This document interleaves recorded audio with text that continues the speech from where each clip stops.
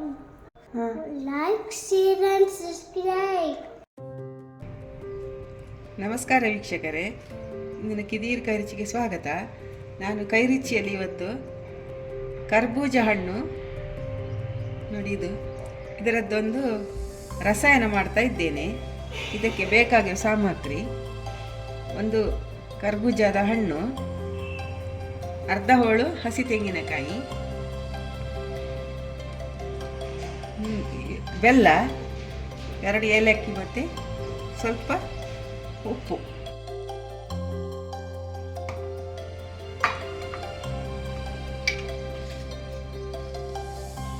ಇದನ್ನು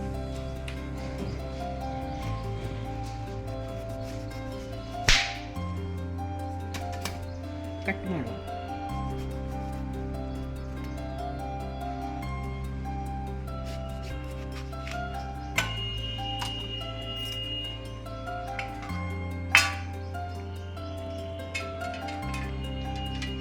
ಇದರ ಬೀಜವನ್ನು ಈ ಥರ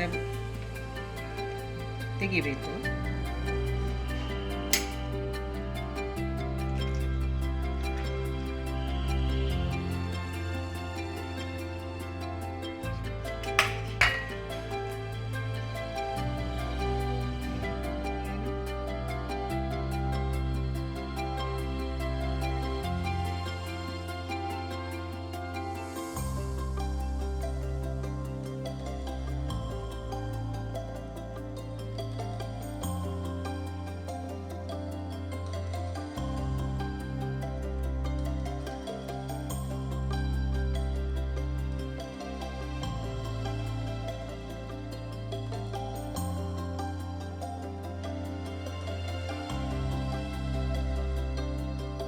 ಥರ ಬಂತು ನೋಡಿ.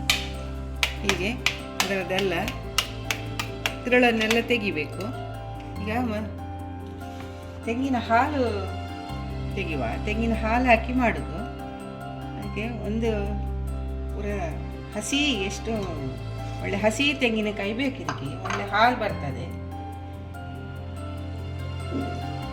ನೀರು ಹಾಕಿ ರುಬ್ಬಿ ತರ್ತೇನೆ.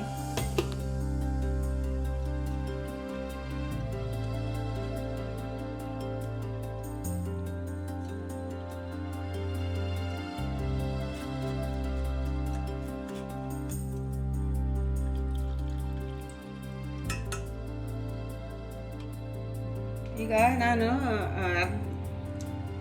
ತೆಂಗಿನಕಾಯಿ ಅರ್ಧ ನಂತರ ಇದು ದಪ್ಪ ಹಾಲು, ಮೊದಲಿನ ಸ್ವಲ್ಪ ನೀರು ಹಾಕಿ ನಾವು ದಪ್ಪ ಹಾಲು ತೆಗಿಬೇಕು ನೋಡಿ. ಇದು ಮೊದಲಿನ ಹಾಲು ಹೇಳ್ತೇವೆ ನಾವು, ದಪ್ಪ ಹಾಲು. ಇದು ಸ್ವಲ್ಪ ನೀರು ಹಾಕಿ ಪುನಃ ಹಿಂಡಿ ತೆಗಿಬೇಕು ಈ ಹಾಲನ್ನು. ಅದಕ್ಕೆ ತೆಂಗಿನ ಅರ್ಧ ತೆಂಗಿನಕಾಯಿಗೆ. ಆನಂತರ ಈಗ ಇದು ಒಳ್ಳೆ ಬೆಲ್ಲ, ಕಸ ಎಲ್ಲ ಇಲ್ಲ ಇದರಲ್ಲಿ. ಕಸ ಎಲ್ಲ ಇದ್ದರೆ ಸ್ವಲ್ಪ ನಿಮಗೆ ಹಾಗೆ ಡೌಟ್ ಬಂದರೆ ಸ್ವಲ್ಪ ಇದಕ್ಕೆ ಈ ತೆಂಗಿನ ಹಾಲನ್ನು ಹಾಕಿ ಸ್ವಲ್ಪ ನೀರಾದ ನಂತರ ಸೋಸಿ ಮಾಡಬೇಕಾಗ್ತದೆ. ಇದರಲ್ಲಿ ಅಂತ ಅಷ್ಟು ಕಸ ಏನಿಲ್ಲ.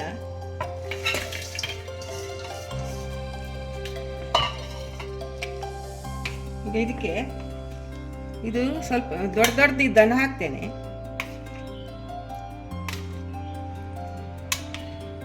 ಬಾಕಿ ಇದ್ದದನ್ನು ಅಲ್ಲೇ ಕೈಯಲ್ಲಿ ಹಿಸುಕಿದ್ರೆ ಆಯಿತು.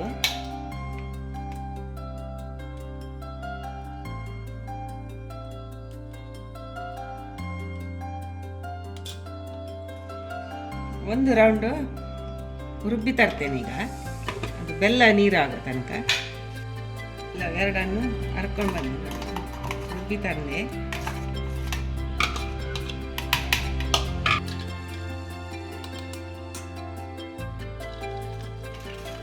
ಈಗ ಸ್ವಲ್ಪ ಅದು ಬೆಲ್ಲ ಇರ್ತದೆ, ನಾವು ಅಲ್ಲೇ ಕೈಯಲ್ಲೇ ನೀರು ಮಾಡ್ಬೋದು.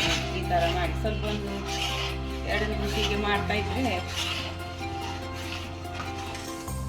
ನೀರು ಹಾಕ್ತೀವಿ. ಆಮೇಲೆ ಇದನ್ನು ಕೂಡ ಹಾಕುವ. ಅದನ್ನು ಕೈಯಲ್ಲೇ ಸ್ವಲ್ಪ ನಮಗೆ ಅದರ ಪಲ್ಪನ್ನು ಸ್ವಲ್ಪ ಬಾಯಿಗೆ ಸಿಗುವ ಹಾಗೆ ಕೂಡ ಪೂರ ನಾವು ಅರೆದ್ರೆ ಅದರದ್ದು ರುಚಿ ಗೊತ್ತಾಗೋದಿಲ್ಲಲ್ಲ. ಹಾಗಾಗಿ ಸ್ವಲ್ಪ ಇದನ್ನು ಹೀಗೆ ಹಾಕ್ತೇನೆ.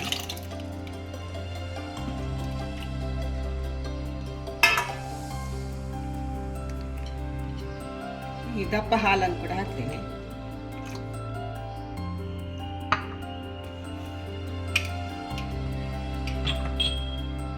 ಈಗ ಏಲಕ್ಕಿಯನ್ನು ಇದರಲ್ಲಿ ಕುಟ್ಟಿ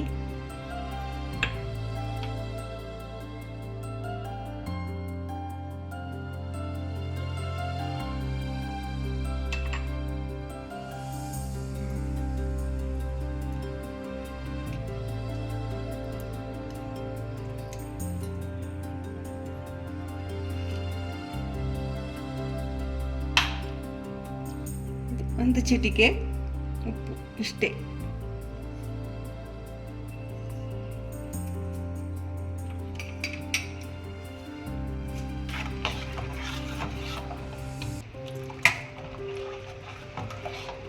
ಇದಕ್ಕೆ ಇನ್ನೂ ಒಂದು ಇಡೀ ತೆಂಗಿನಕಾಯಿ ಹಾಲು ಕೂಡ ಹಾಕ್ಕೊಳ್ಬೋದು. ನಾವು ಎಷ್ಟು ತೆಂಗಿನ ಹಾಲು ಹಾಕ್ತೇವೋ ಅಷ್ಟು ರುಚಿ ಬರ್ತದೆ ಇದು. ಒಂದು ನಿಮಗೆ ಜಾಸ್ತಿ ಹಾಲು ಬೇಕಂದರೆ ಜಾಸ್ತಿ ಹಾಲು ಕೂಡ ತೆಂಗಿನ ಹಾಲು, ಇಡೀ ತೆಂಗಿನ ಹಾಲನ್ನು ಕೂಡ ಹಾಕ್ಬೋದು. ನೋಡಿ, ಕರ್ಬೂಜದ ರಸಾಯನಕ್ಕೆ ಈ ಥರ ನೀರು ದೋಸೆ ಇದ್ದರೆ ಒಳ್ಳೆ ಕಾಂಬಿನೇಷನ್, ಒಳ್ಳೆಯದಾಗ್ತದೆ. ಈಗ ಅದು ನೀರು ದೋಸೆ ಅರ್ದಿಟ್ಟಿದ್ದೇನೆ, ಅದನ್ನೀಗ ಮಾಡುವ.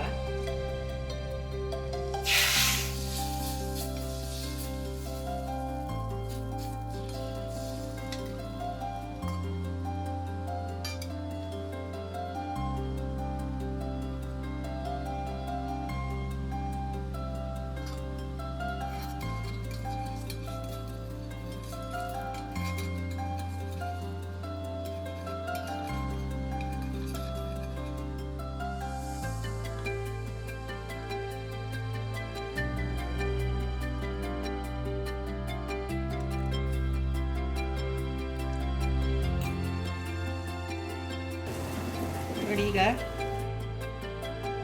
ನೀರು ದೋಸೆ ಮತ್ತು ಕರ್ಬೂಜದ ಹಣ್ಣಿನ ರಸಾಯನ ರೆಡಿಯಾಗಿದೆ. ಇದು ಚಪಾತಿ ಕೂಡ ಮಾಡಿ ಕೂಡ ಇದರ ಕೂಡ ಒಟ್ಟಿಗೆ ರುಚಿಯಾಗಿರುತ್ತದೆ. ಹೀಗೆ ನೀವು ಮನೆಯಲ್ಲೇ ಮಾಡಿ ನನಗೆ ಹೇಗೆ ಆಗಿದೆ ಅಂತ ಕಮೆಂಟ್ ಮೂಲಕ ತಿಳಿಸಿ. ಈಗ ಕರ್ಬೂಜದ ಹಣ್ಣು ತುಂಬ ಇದರ ಸೀಸನ್, ಈಗ ಈ ಸೆಕೆಗಾಲಕ್ಕೆ ತುಂಬ ಒಳ್ಳೆಯದು. ಈ ಥರ ತೆಂಗಿನ ಹಾಲು ಕೂಡ ಆರೋಗ್ಯಕ್ಕೆ, ಹಸಿ ಹಾಲು ಕೂಡ ನಾವು ಬೇಯಿಸುವುದಿಲ್ಲ ನೋಡಿ, ಅದು ಹಾಗಾಗಿ ಹಸಿ ಹಾಲು ಕೂಡ ತುಂಬ ಒಳ್ಳೆಯದು ಆರೋಗ್ಯಕ್ಕೆ. ಹೀಗೆ ಕೂಡ ಏನು ದೋಸೆ ಚಪಾತಿ ಏನು ಇಲ್ಲದೆ ಕೂಡ ಹಾಗೆ ಕೂಡ ಜ್ಯೂಸಿನ ಥರ ಕೂಡ ಇದನ್ನು ಸೇವಿಸ್ಬೋದು.